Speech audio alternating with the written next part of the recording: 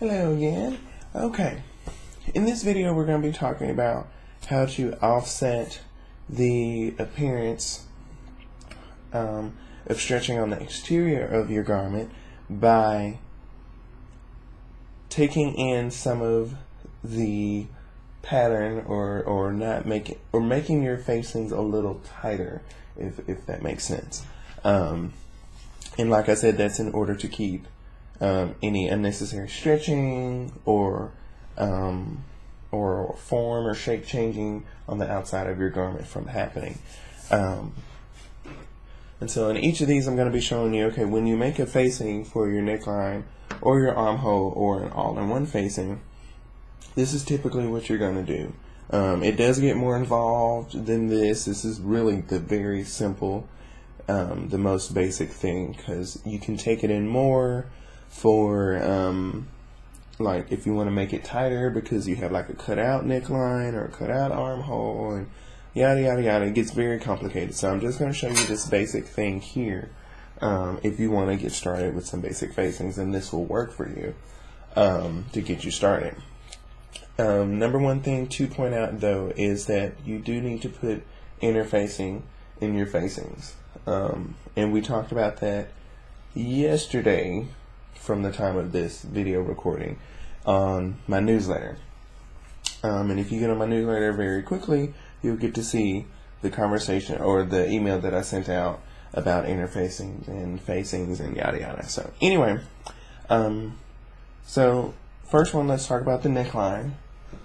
When you have your neckline facing, and I'm using red just so you can see the difference in each one, it doesn't mean interfacing in this conversation.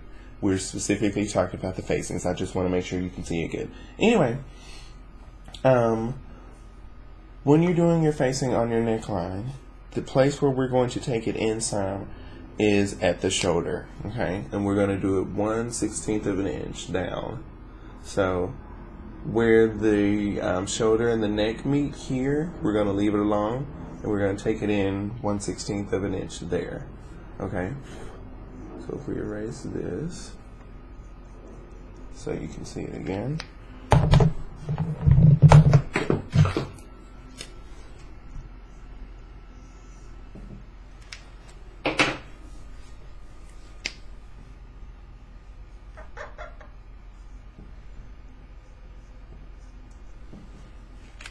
Okay.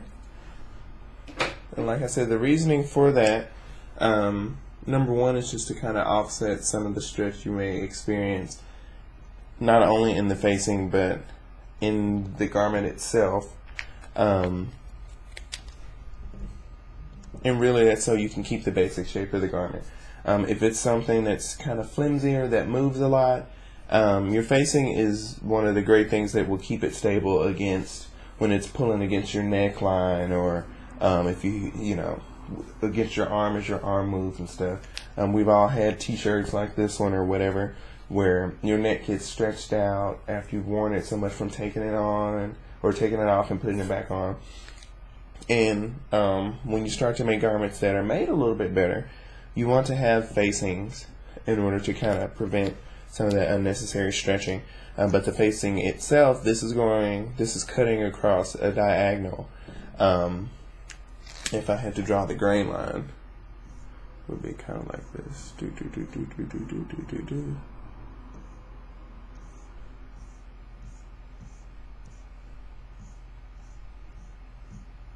Okay, so here's the grain line there. We're actually into bias territory when we have this part of it. So naturally it's going to want to stretch. So you want to prevent that from happening. Even though you made your facing, the stretching can get, or the facing can get stretched out of proportion. You can have a facing that looks kind of wavy like that. And then that's not going to be cute, because you may be able to see that ruffling, because now technically your facing is bigger than that same spot on the outside of your garment. You may get some puffiness or some weirdness going on there because your facing looks crazy. So that's going to offset the stretching there. And then by doing that and also interfacing the facing itself, that's going to prevent it just a little bit more, give it a little bit more security. and also keep any craziness from coming on the outside of your garment. So that was a big explanation for that. 1/16 on the shoulder, come down there, leave it normal at the neckline, and we're going to assume that armhole is attached to a sleeve of some kind.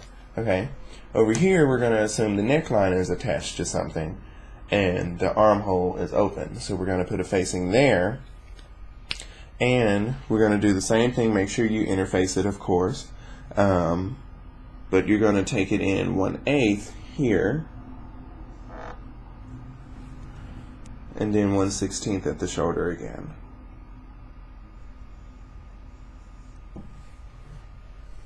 Okay.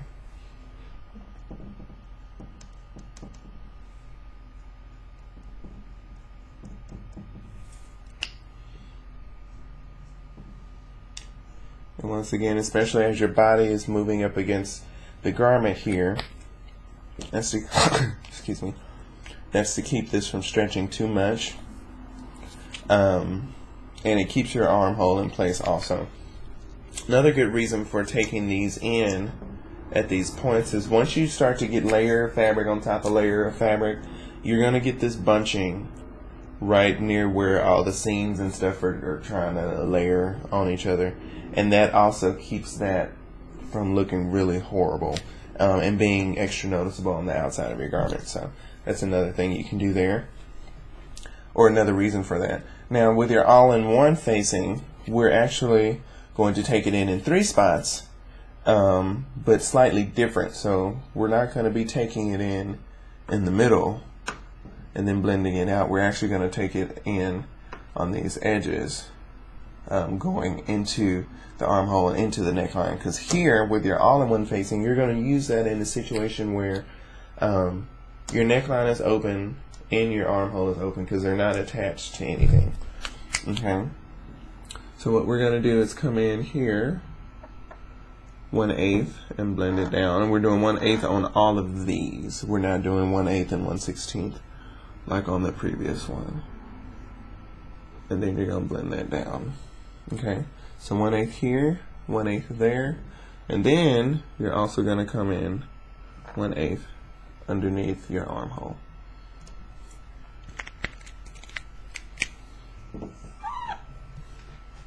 Okay, and then that offsets this stretching here that you may get because it's going diagonal here and diagonal there. It also keeps the bunching down there, and then this will also pull in your right at the seams. It's going to keep your facing from showing underneath, you know. Okay, and that's why that way you don't really see that seam on the edge. It's almost looking like your self fabric is kind of curling underneath very neatly. Okay, cool. So, if you have any questions over this, let me know. We talk about stuff like this on my newsletter all the time. It's normally Monday, Tuesday, Wednesday, Thursday, where we talk about stuff. And I'll tell you either about some things I'm curious about and I'm learning, or some things that I've learned already and I'm kind of touching up on and I know. But either way, we talk about those kind of things, and on Fridays we'll do like a recap just in case you missed some stuff. So anyway, thanks for watching.